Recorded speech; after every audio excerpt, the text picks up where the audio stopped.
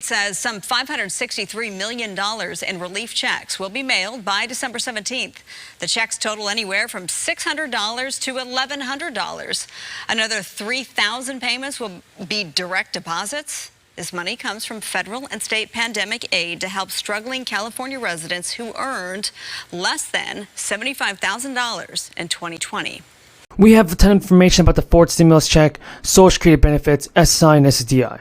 There's a ton of information about this, and here's what you need to know right now. In March, the lawmakers approved the American Rescue Plan. This helped so many people across the United States. So a massive spending bill, it was designed to provide retail to and relief during the crisis. Now that bill allowed for a third round of checks worth up to $1,400 apiece, and it also boosted the child tax credit in a huge way. Prior to this, a maximum value of $2,000 per child, and only a portion of that was refundable. The child tax credit was already partially refundable before 2021, but last year it just became more refundable.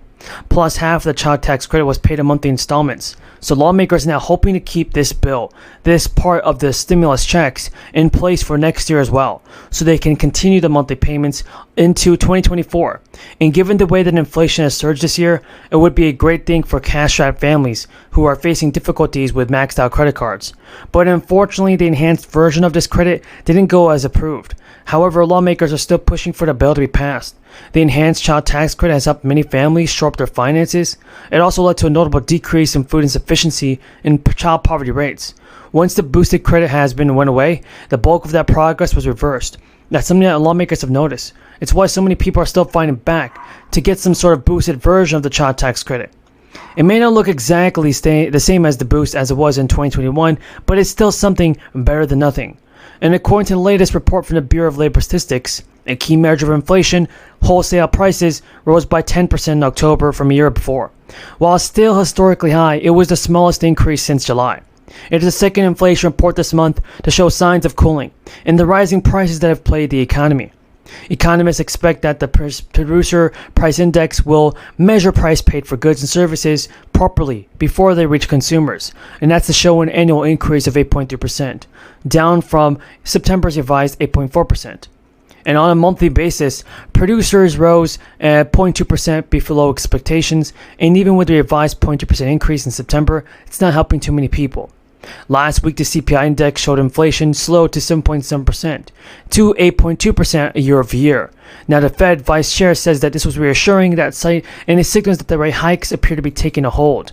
And so, now with the crisis coming still around the United States, millions of people are dealing with this consequence. For several months, stimulus checks were mailed and deposited, and the crisis is inflation and nothing else besides inflation. The U.S. federal government approved these payments, and they served as a lifeline for millions of people to get. So, the good news is that many states are joining in on this and helping so many people with these crisis inflation relief checks is what we want to call it. The governor of New York, for instance, said that this relief package is making good on our commitment to help hardworking New Yorkers through a nationwide affordability crisis. And the program put money back in the pockets of nearly 2 million New York families that are struggling to make ends meet. So it's good to hear that some people are dealing with the crisis properly. Over 1 million low-income New Yorkers have received tax relief, and even some people are getting $270 inflation relief checks. If you're eligible, you don't have to do anything. Checks will be mailed to you, and you'll probably get it in the mailbox or even in your bank. Not only that, folks, but listen to this. According to CNN, white-collar workers will be hit harder than blue-collar workers if the United States enters a recession. Economists say that the crisis shifted things around and has accelerated automation, and it's pushing white-collar workers out of jobs. In this post-crisis environment, businesses are restructuring themselves and they're changing the way they operate. So, who knows? Is that over the course of the last decade, the resources available to the IRS have been simply gutted, and it's meant it doesn't have the capacity to enforce our tax laws as they apply to high-end evaders.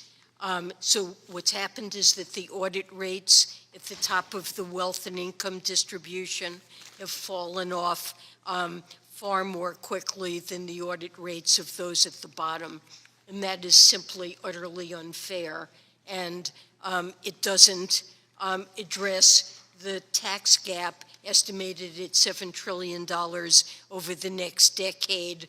That tax gap reflects underpayment by high-income taxpayers. So we very much hope that Congress will provide the long-term assured funding that the IRS needs to hire those professionals who have the skills and are able to. Are stimulus checks going to be sent out immediately, everybody? Well, here's the latest developments on that. Many of you guys are wondering what the new timeline is for the next round of stimulus checks. Well, there have been several new changes to President Biden's fourth stimulus bill, so you want to watch to the end of the video to find out if you're eligible for the fourth stimulus check.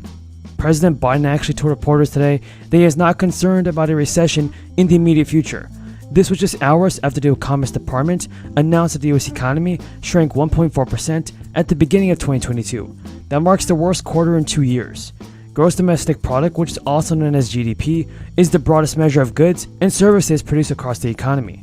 The Commerce Department has said that the gross domestic product shrank by 1.4% on an annualized basis in the 3-month period from January to March. Economists expected the report to show the economy had expanded by 1.1%, but instead, it marked the worst performance in the spring of 2020, when the US economy was still deep in the recession. When asked about how concerned he is about the prospect of a recession given the GDP report, President Biden said, "I'm not concerned about recession.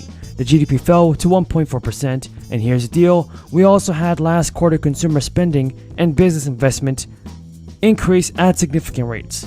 President Biden also stated, "We're in a situation where we have a very different view than Senator Scott of Republicans that want to raise taxes on the middle-class families and want to include half of small business owners." The president was referring to a tax plan rolled up by Senate Republican Rick Scott, which the advisor said would increase taxes on millions of middle-class Americans and would phase out Social Security and Medicare. Senator Scott rolled out the plan in February, calling it the 11-point plan to rescue America. Now, this proposes raising income tax on Americans. Now, Mitch McConnell has actually shut down the Scott's proposal, and McConnell said Republicans will not have the proposal as part of our agenda, a bill that raises taxes on half the American people. The GDP numbers also come after inflation numbers released early this month revealed a new 4-decade high in March, as the world crisis fueled rapid price gains for oil and gas. The Consumer Price Index rose 8.5% in March from a year ago, according to the Labor Department. That was released early this month. Now, the CPI, which measures a levy of goods ranging from gasoline and healthcare to groceries and rent, jumped 1.2% in 1 month period from January.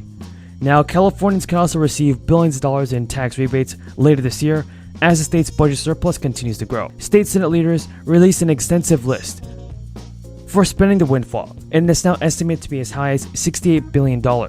That staggering figure is the high end of a projection from the nonpartisan Legislative Analyst Office, which in January put the number far lower at $29 billion.